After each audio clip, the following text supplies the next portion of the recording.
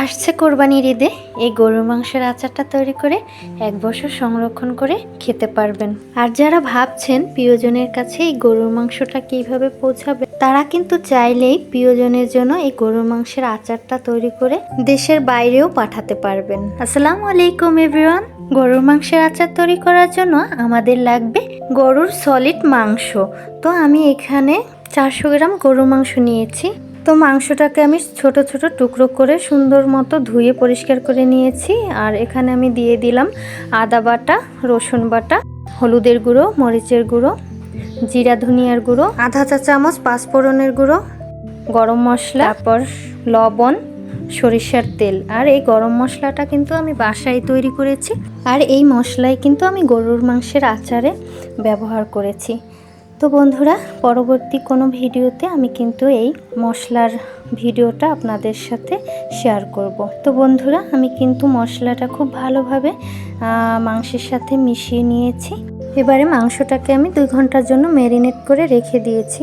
2 ঘন্টার পর আমি চলে আসলাম রান্নায়। তো আমি একটি প্যান বসিয়ে দিয়েছি চুলায়, আর ওইটায় আমি দিয়ে দিয়েছি সরিষার তেল। সরিষার তেলটা গরম হলে দিয়ে দেব ম্যারিনেট করা মাংসটা দিয়ে কিন্তু আমি খুব ভালোভাবে কষিয়ে নেব। আর আমি বাটিটা ধুয়ে সামান্য একটু পানি দিয়ে দেব। বন্ধুরা, এখানে কিন্তু একবারে পানি দিয়ে বসিয়ে সেদ্ধ করে তারপর কিন্তু বাগারটা দেওয়া যেতে পারে। আবার আমি এখন যে প্রসেসে আচারটা তৈরি করব এভাবেও করতে পারেন। তো আমি কিন্তু আলাদা একটা চুলায় আবার পানি গরম বসিয়ে দিয়েছি। যদি এই পানিতে মাংসটা সিদ্ধ না হয় তাহলে কিন্তু আমি আবারও পানি দেব।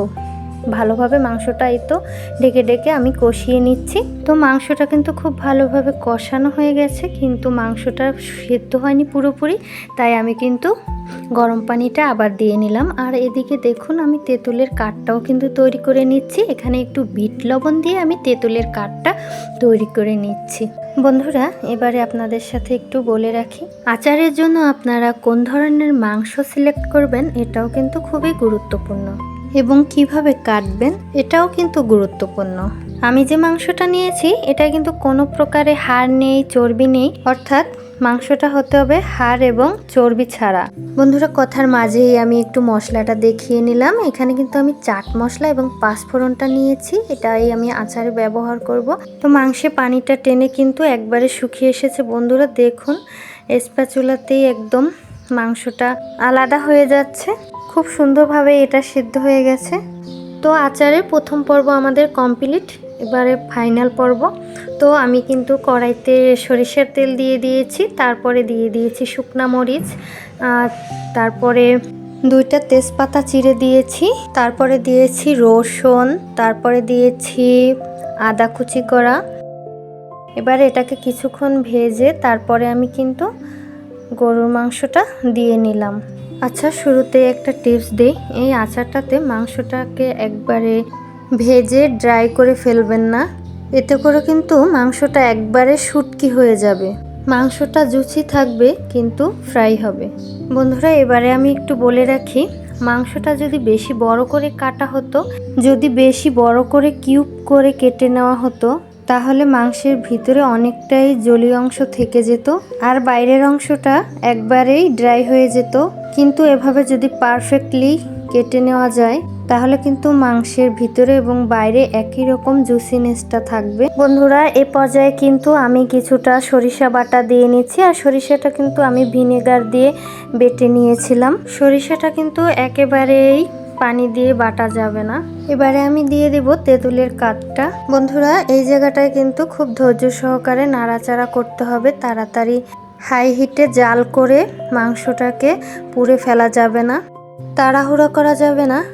একদমই তাড়াহুড়ো করে জাল করে মাংসটাকে কালো করে ফেললাম, আচারটা হয়ে গেল, এমনটা না। সেই সাথে বিভিন্ন ধরনের যে মশলাগুলো, এটা কিন্তু এক এক টাইমে দিতে হবে।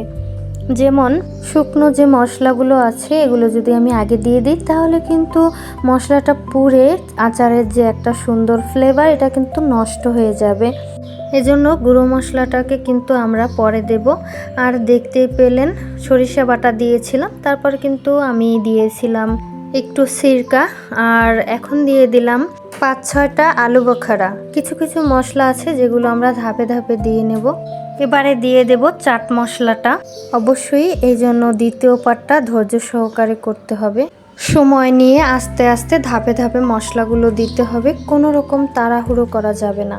যেমন সরিষা বাটাটা আমি প্রথমেই দিয়ে দিইনি, তাহলে কিন্তু তেলের সাথে পুড়ে আচারটা তেতো হয়ে যাবে। তাই কিন্তু আমি ফোড়নটা দিয়ে 10 মিনিট পরে কিন্তু আমি সরিষা বাটাটা দিয়েছি।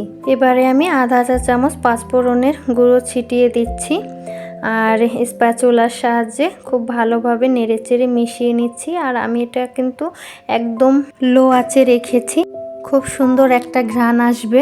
মশলার ফ্লেভারটা আচারের মাংসে লাগা পর্যন্ত অপেক্ষা করব। মিডিয়াম টু লো হিটে 10-12 মিনিট আরও জ্বালিয়ে নিলাম। একটা বিষয় দেখাতে হবে আপনাদেরকে, একটু তলা থেকে দেখাই, মশলাগুলো জাস্ট আচারের গায়ে গায়ে লেগে আছে, এই অবস্থায় নিয়ে আসতে হবে। তো বন্ধুরা দেখতেই পাচ্ছেন আচারটা কিন্তু অলরেডি হয়ে গেছে। তো বন্ধুরা গরুর মাংসের আচারটি কেমন হলো অবশ্যই কমেন্টে জানাবেন। আর ভালো লাগলে লাইক কমেন্ট শেয়ার করতে ভুলবেন না। ফেসবুক থেকে দেখলে আমার পেজটি ফলো দিয়ে দেবেন, ইউটিউব থেকে দেখলে আমার চ্যানেলটি সাবস্ক্রাইব করে বন্ধু হয়ে আমার পাশেই থাকবেন। তো আজকের মতো এ পর্যন্তই, দেখা হবে নতুন অন্য কোনো রেসিপি নিয়ে। ততক্ষণ পর্যন্ত সবাই ভালো থাকবেন, সুস্থ থাকবেন। আল্লাহ হাফেজ।